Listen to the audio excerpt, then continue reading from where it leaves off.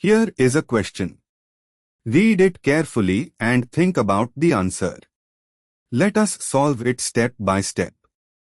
Let us begin solving this step by step. Identify the parent chain and functional group. The molecule contains a ketone, C is equal to O group. We need to find the longest carbon chain that includes the carbonyl carbon. Moving on to the next step. Count the carbons in the longest chain including the carbonyl.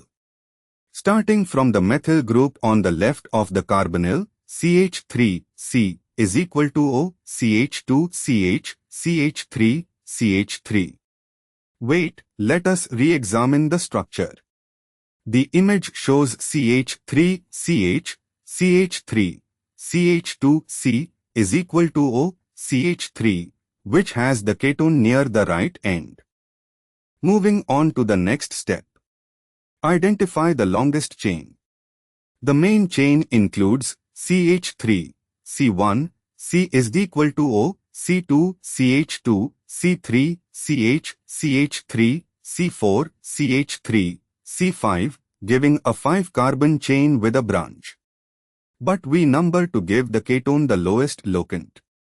Numbering from the ketone end, C1 is equal to CH3, C2 is equal to C is equal to O, C3 is equal to CH2, C4 is equal to CH, CH3, C5 is equal to CH3. This gives the ketone at position 2 and the methyl branch at position 4. And for the final step, name the compound.